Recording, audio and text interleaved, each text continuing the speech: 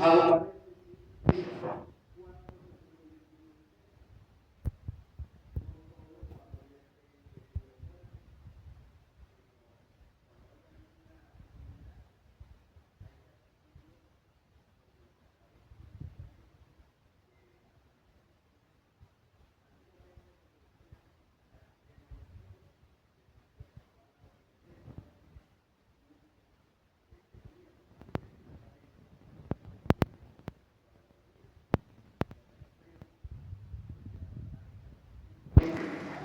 ¿Y cuándo no se puede recibir?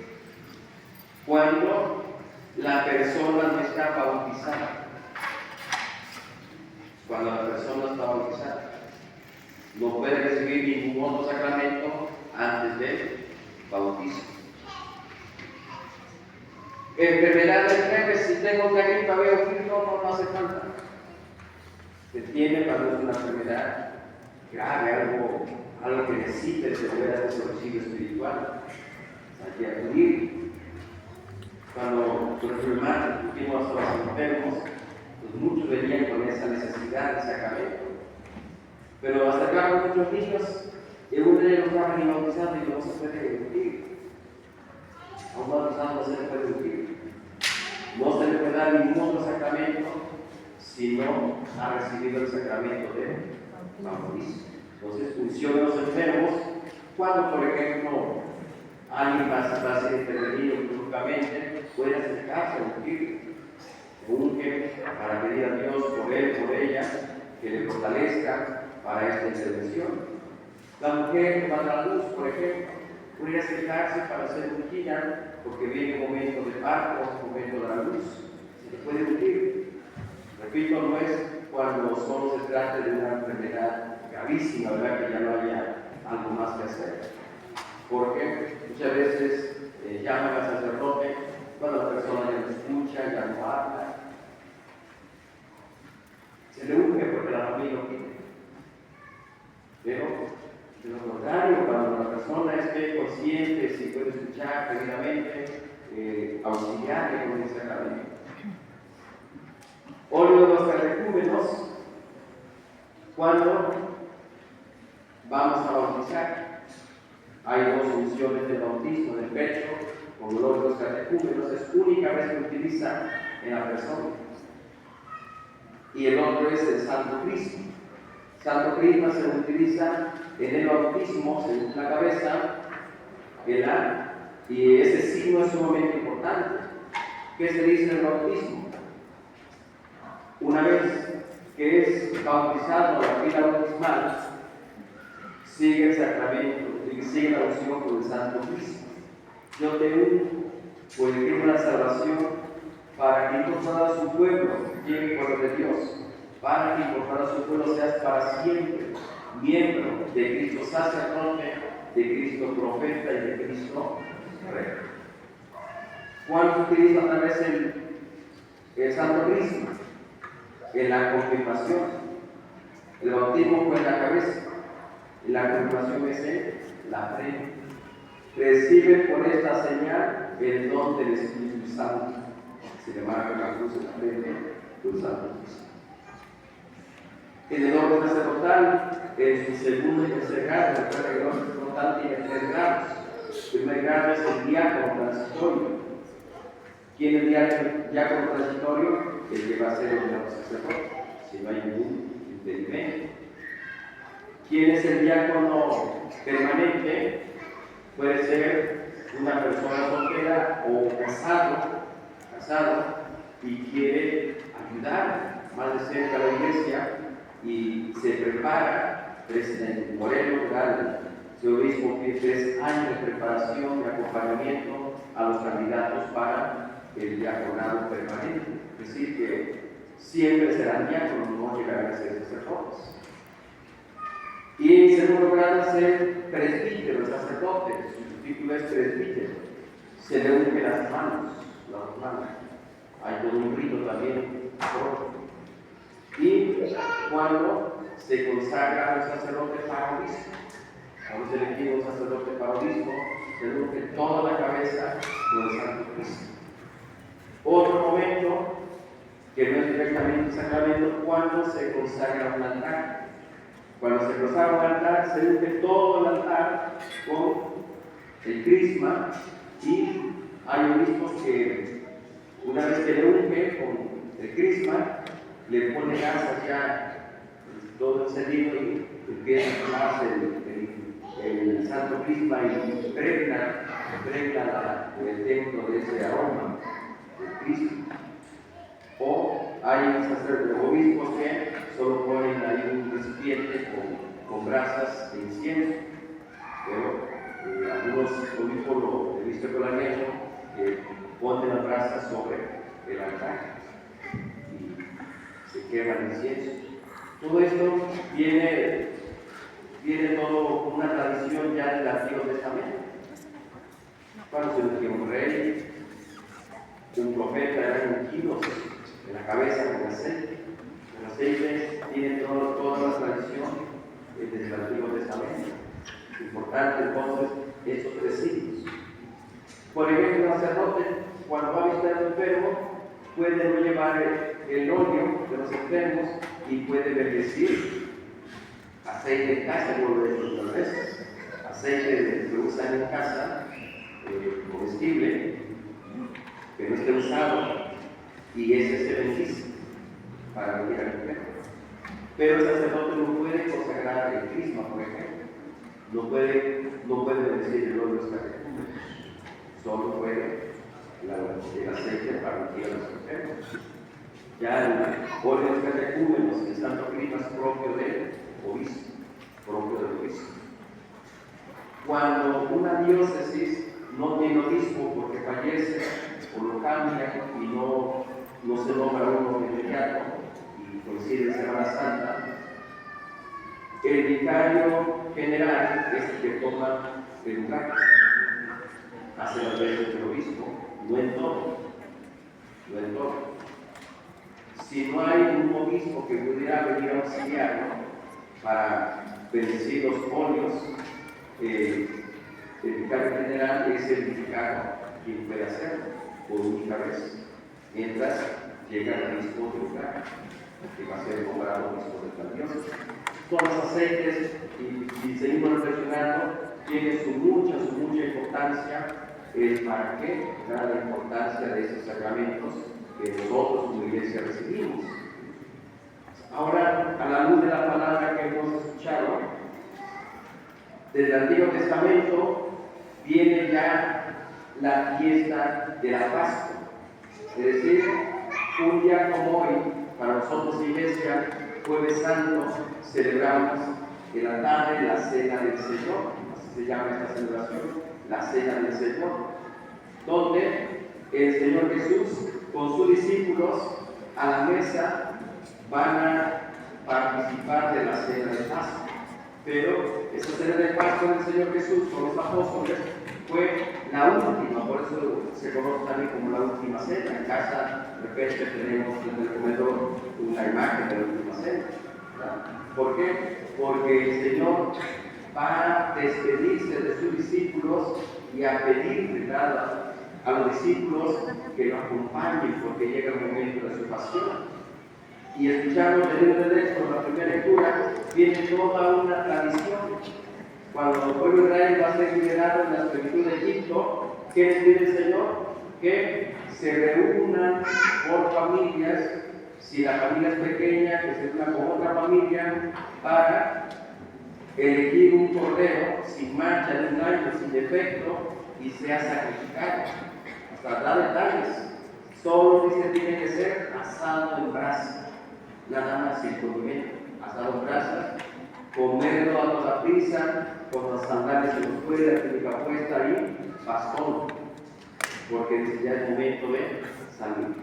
Pero hay un dato importante, y esto dice el Señor, celébrelo de generación en generación, de generación en generación. La sangre dice que se tome esa sangre y sean rociados los dinteles en la casa donde están los hijos de Israel, y para cuando pase el año del Creador no cause daño a los hijos de Israel por los primogénitos de Egipto. para que el pueblo de Israel sea liberado. Esto que es la prefigura del crucificado. Por tu sangre nos redimiste, Señor. Por tu sangre nos has redimido.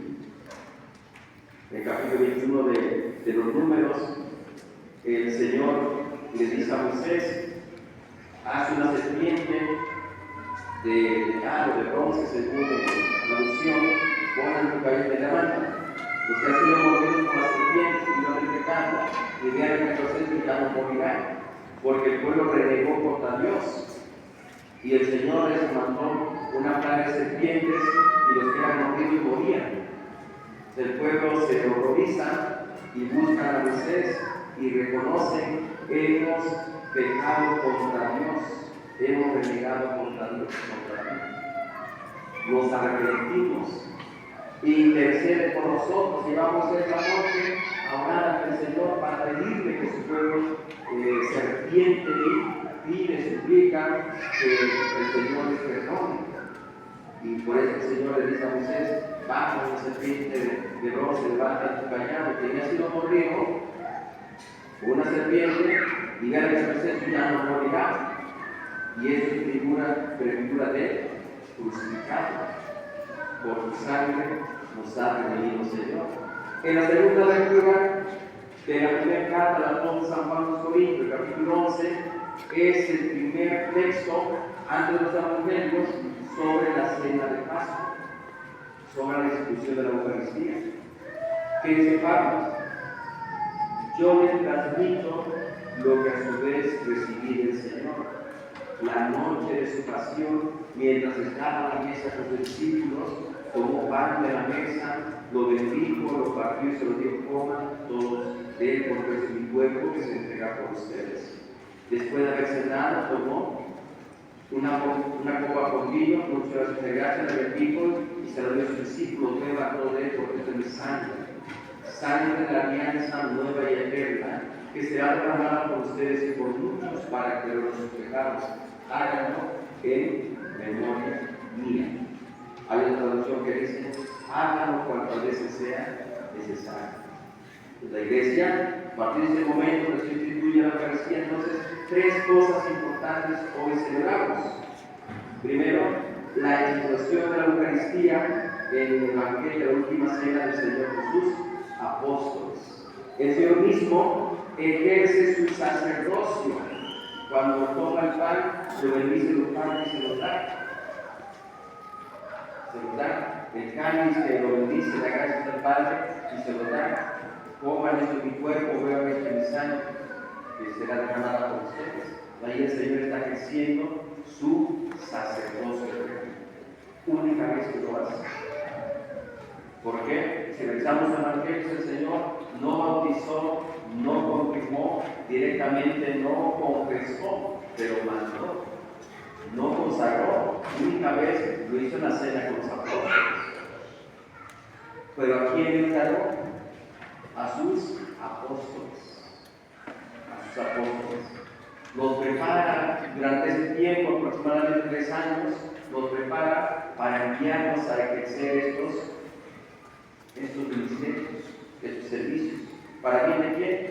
Para quién de su iglesia. Dice carta a los Hebreos: el Señor elige a algunos de los hermanos para darles ese encargo, esa encomienda, y ser enviados a sus hermanos. Los llama para ser enviados, para servir a sus hermanos. Por eso hoy todos los sacerdotes renovamos nuestro compromiso sacerdotal. Todos. Al menos que uno esté enfermo, esté hospitalizado, no pueda ir, no va. Pero de ahí fuera no puede haber un motivo por la que no se pudiera estar, si queremos renovar nuestro sacerdocio. Eso fue la mañana. Por la tarde, nosotros también estamos llamados a renovar nuestro sacerdocio común.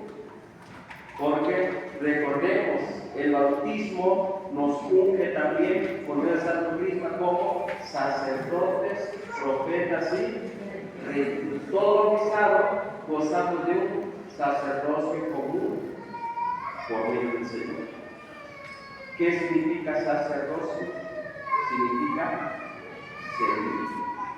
Es decir, bautizarlo, llamarlo, fue incorporado a la iglesia por el sacramento para servir a sus hermanos. Para servir a sus hermanos. Entonces, ¿de qué manera voy a servir a mis hermanos? Si yo reconozco como bautizado que participo de un sacerdocio en Cristo, ¿de qué manera voy a servir a mis hermanos? Breve, haciendo bien. Haciendo bien. En los mandamientos, cuando el Señor da los mandamientos a su pueblo, el primer mandamiento que dice que el mayor de todos es: amarás al Señor tu Dios con toda tu mente, con toda tu alma, con todo tu ser, con todo tu corazón, con todas tus fuerzas, y a tu prójimo como a ti mismo.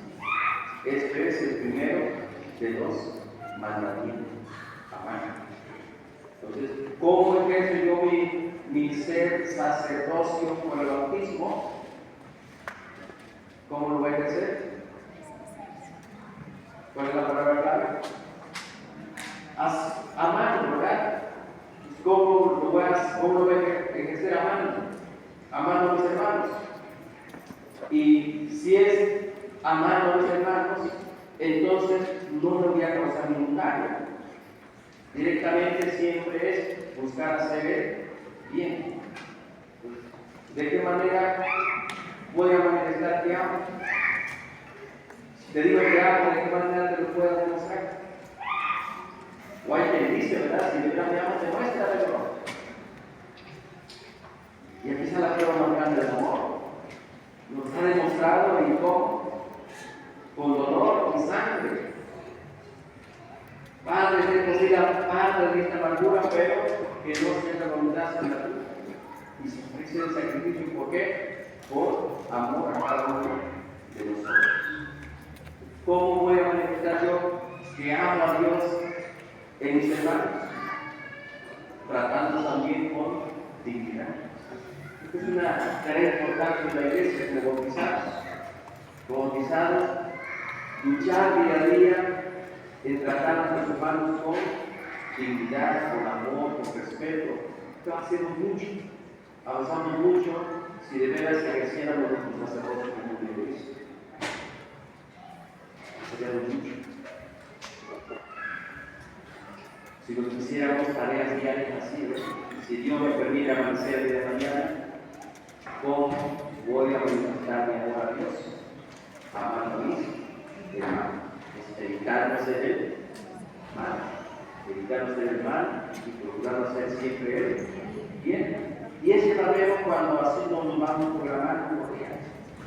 Porque te digo, siempre a los hermanos, como que suena pesado y ¿cuándo?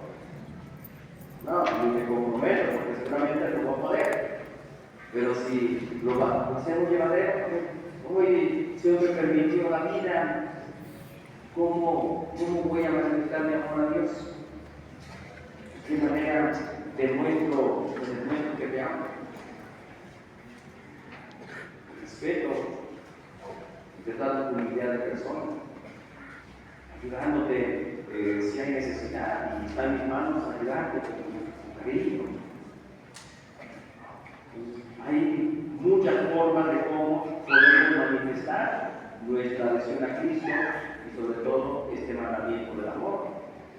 En el Evangelio escuchamos el Señor que, estando a la mesa, se levantó, se quitó la túnica, se ciñó de una toalla y se puso a lavar los pies a sus discípulos. Cuando llegó a Pedro, ¿qué dijo? ¿A poco tú me vas a lavar a mí los pies, Señor? Pero no, a mí no me lavas los pies. Pero lo que estoy haciendo no lo entiendes ahora, lo tendrás después. Sí, Señor, pero a mí no me lavan los pies. Pero si no te lavo los pies, no tendrás parte conmigo. Ah, bueno, si es así, Señor, con las manos, la cabeza y todo. Pero quien se ha bañado no necesita más que lavarse los pies. Si no bañamos hoy, sí, pero no se refiere a ese baño. No se refiere a ese baño, ¿verdad? que han sido bañados, porque ¿qué significa bautizar? Bautizar significa sumergir, empapar con agua. Es bautizar. Por eso le dice el Señor, quien ha sido bañado, bautizado, no necesita más que lavarse los pies. ¿Qué es lavar los pies? Signo de reconciliación, signo de perdón. Por eso al final dice, si ustedes me dicen, Señor Maestro, pues lo soy, lo han dicho bien, lo soy, les he lavado los pies, es para darles ejemplo y ustedes se laven los pies los unos a los otros. Entonces, ¿qué significa lavar los pies? ¿Qué significa lavar los pies? Va unido. ¿Cómo manifiesto mi amor a Dios? Amando a mis hermanos. ¿Qué implica amar? Implica asistir de lo que más pueda. Implica respetar tu dignidad de persona. ¿Qué se entiende amar? Pero va unido a la misericordia. Si amas, podrás perdonar. Si amas, podrás perdonar. Si no amas, no vas a perdonar nunca. Entonces no puede haber perdón si no hay primero amor. Ah, sí, te perdono, pero no con este gente. No, no estás perdonando. No perdonando. ¿Cuándo sabemos que ya perdonamos? ¿Cómo nos damos cuenta que ya perdonamos antes? Antes.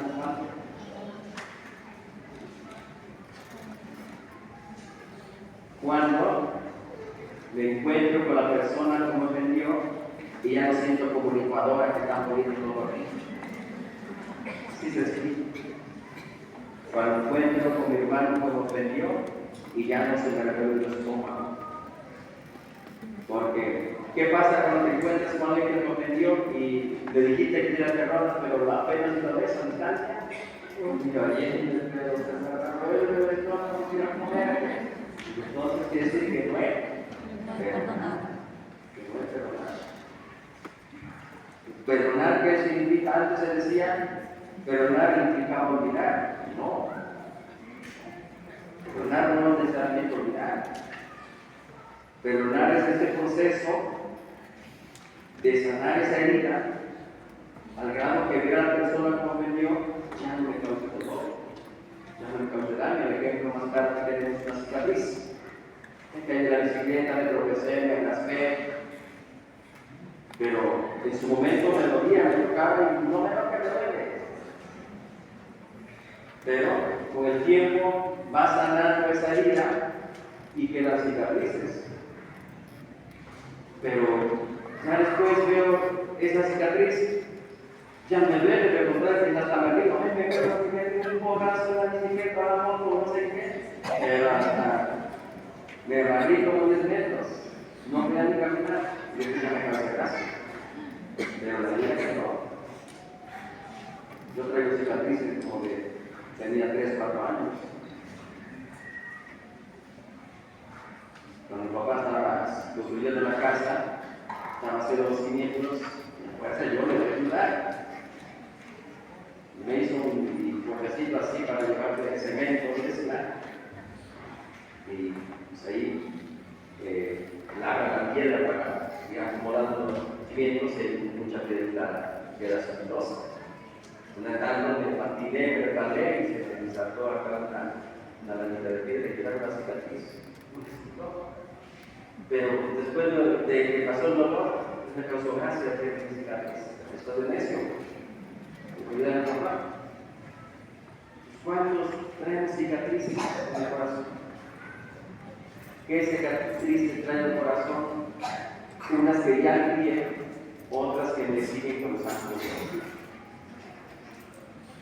Es decir, qué cosas ya de veras pude perdonar y qué cosas sencillamente estoy así como que barnizándole por encimita, pero no estoy perdonando de corazón. Oye, Señor, ¿qué dirán los apóstoles? Lo que estoy haciendo ahora con ustedes no lo entienden después, pero les he dado ejemplo para que ustedes también hagan lo mismo. Perdonen a sus hermanos. Pedro le preguntó, Señor, digo, ¿cuántas veces tengo que perdonar? Hasta 7 veces. Como que se me hizo mucho exagerado, pero hasta 7 veces. Yo digo, no, permito, no 7. ¿Cuántas? Ahí la Biblia dice, hasta 70 veces 7. Hasta 70 veces 7. ¿Qué significa 7? Bíblicamente el número 7 significa perfección. Perfección. ¿Cuántas veces tengo que perdonar? Hasta que alcance la perfección. Es decir, que la vida no me alcanzará para otorgar el perdón. Cuantas veces sea necesario. Pero un perdón sincero. Un perdón sincero. ¿Qué pasa con el que no perdona?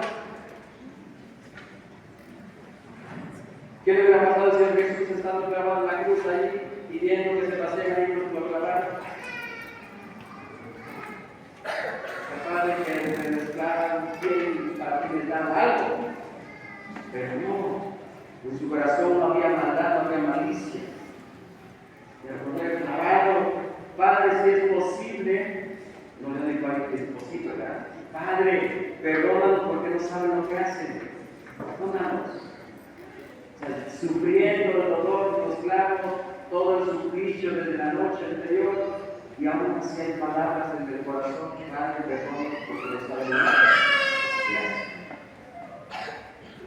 Yo, cada uno de nosotros, tú, yo, ¿qué cosa no he perdonado?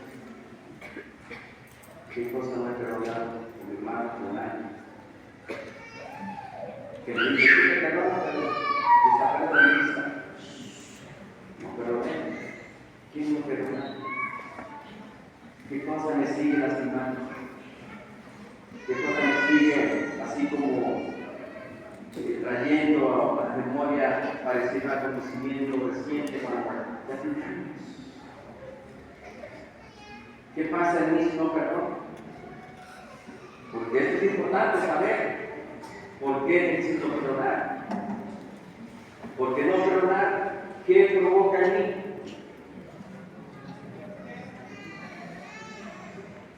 Esto provoca resentimiento, rencor, puede provocar hasta odio. Y el resentimiento, el rencor, el odio, ¿qué va a provocar en mí? Enfermedades. Enfermedades. Emocionales y físicas, espirituales. Por el Señor existen. Si les he lavado los pies para que ustedes hagan también lo mismo. Perdonen a sus hermanos y lávense los pies unos a los otros. Dice, porque todos están limpios, aunque no todos. Porque ellos que aquí en la Judas, Iscariote que iba a traicionar, lo que iba a entregar. Todos se han bañado, pero no todos están limpios. ¿Por qué? Porque después de la cena que viene, la entrega, ¿verdad?, de la traición de Judas. La entrega al Señor para que lo purificara. Hoy, en esta celebración, vamos a pedir a Dios que nos conceda este regalo, este don, de ser misericordiosos, ser compasivos, pedir que nos regale ese don maravilloso de saber perdonar. ¿Cuántas veces? Cuantas veces sea necesario, pero un perdón desde el corazón de Cristo. Porque desde el corazón, quizá la primera no vale, quizá la primera se pierde.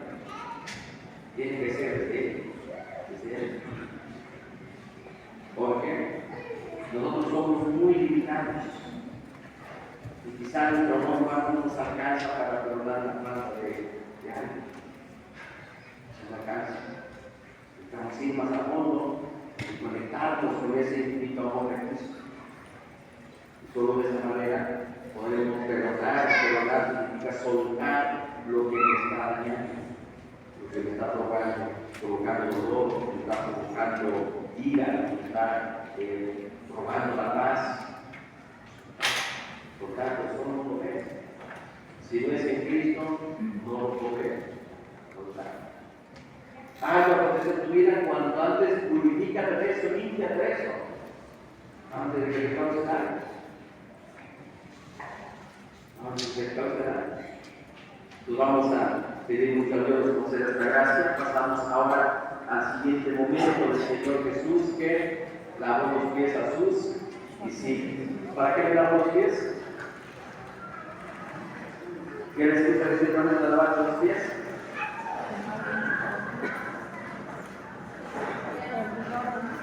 ¿Entonces qué significa lavar los pies? ¿Qué significa lavar los pies? ¿Qué? Los servicios que es sacerdocio. ¿Lavar los pies qué significa entonces?